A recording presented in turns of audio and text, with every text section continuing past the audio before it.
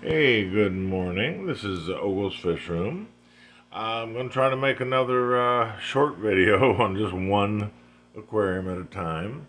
Up to your left, you can see my pair right here of the platinum angelfish that I moved from the little 15-gallon that now has the Pristella tetras in it. And I showed you that yesterday, but these guys normally hide in the back of the tank. They're slowly getting used to the idea that nobody's going to hurt them, and they can come out and swim around the whole tank. So there is a huge, I know you can't really see this, but let's see if I can show this piece of wood. See that? Okay, there's a reflection of it in the back. It's huge. And this is where there is just all kind of room. Well, you can't really see back there, but this piece of wood, it's kind of sitting on a branch right here, if you can see that, which keeps it up, and there's like a knot or protrusion in the back of it that keeps it away from the back of the tank. But it continues all the way over here. Okay, so it's taking up almost, or the length anyway, of 2/3 of the tank. Uh, and it's providing a lot of space behind that for fish to hide and explore or whatever. But the angelfish have been back there most of the time, and as you can see, they're now coming out. And I just wanted to show that. I was concerned about them for a while. Before I got the Pristella tetras, I had considered putting them back after I cleaned the tank out, but they're starting to really like this. As you can see, of course, it is a 75-gallon, so there's an awful lot more room, but I do have a lot of fish in here. Some might say it's overcrowded, but I clean my filters quite often. The filter floss, I have a canister filter over there that gets cleaned constantly. It has a tendency, because I put a huge, I don't know if you can see that. Let me move. I'm sorry if I'm moving around here. Okay, there it is. Huge sponge. That sponge is actually one of the ones I use for my sponge filters in all my smaller tanks. Now, this is not a sponge filter, it is a canister filter, but I simply put one of those gigantic sponges on it because I was really changing the little ones every few days, it seemed like. Anyway, okay, let me hold still so you don't get sick with me moving around here. Okay, the point is that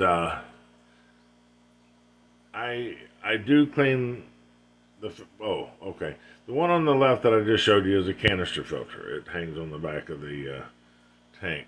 There's a humongous, I know you cannot see it, it's in the back there. I mean, it's probably one of the largest penguin filters ever made. It is just massive. It literally is probably 18 to 20 inches long from one side to the other. It has a huge intake in the middle, and then it has an outtake or an overflow on two different sides of it. So it's massive. It actually, if you can see it, it's running from the left of the film that you're looking at to the far right. It's just massive. Anyway, I keep all that cleaned out quite often as well. And then of course we have the air stone over here, and that goes up to one of my two. I have two wave makers there. One is facing toward the front, which keeps all, you can see the movement of the plants here. That's from that wave maker. And you can also see how clean my sand is. You know, there's not much in the way of fish poop or waste of any kind on the sand, because as long as you keep it moving, then it breaks down, and the sand's too tight for it to get down in the sand, really. But unless it's on a microscopic level. But as you can see how clean the sand is. And I love that. And I believe that movement is the answer to that. It stirs everything up. Not that you're seeing it. You can see how clear everything looks. But basically it stirs everything up. It gets sucked up in the filters. As I said, I've got, oh geez. Well, I've already explained. It's a lot of filtration. Let's just leave it at that. Okay, I'm going to cut this short. I simply wanted you to see. Let me back up and show you the size of this tank. I have moved a few things around. The piece of wood right here with the Anubias, it was very long. It originally was sitting back in here, and I didn't like that, and I felt that the left was, there was a plant there that was not doing very well. It was a Amazon sword, and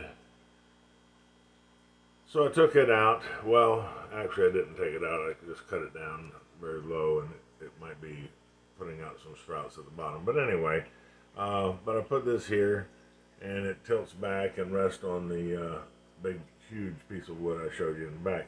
But it's doing beautifully. I mean, look at that. That's just gorgeous. They're the angels again. They want to come out and say, hey, they're finally realizing I'm not going to hurt them.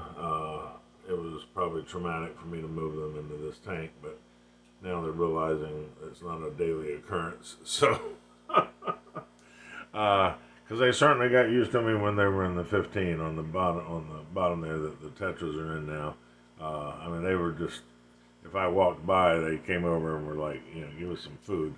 So anyway, everybody just got fed a few minutes ago, so they're out and about. I'm very proud of this tank, and I'm sorry to sound so braggish, but it's a lot of work. Well, I don't mean now, but I mean, you know, originally setting it up and everything, and trying to get the plants where I like them and where I think everything looks good. Anyway, there is I just bought that piece of wood. I put it in the center of the camera right there. It's hard to see, but it is a piece of spider wood I just bought a few days ago. I, of course, boiled the spider wood, put it in a big spaghetti pan, you know, one of those gigantic pans that you'd cook spaghetti in, and I boil the pudding out of it for 3 or 4 hours. That gets a lot of tannic acids out of it, and it also, not necessarily all, but it also makes it, saturates it enough to sink. Anyway, I usually take those pieces and put them in this big tank for a little while, a few weeks maybe, hoping it will leach out as much or more or all of the tannic acid into this tank, which then I can drain from time to time. It doesn't hurt to have water changes anyway, but that way I'm not tinting I plan on putting it in this tank.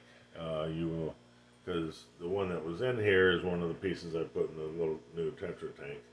I find this pretty darn attractive as it is, so I may reconsider that.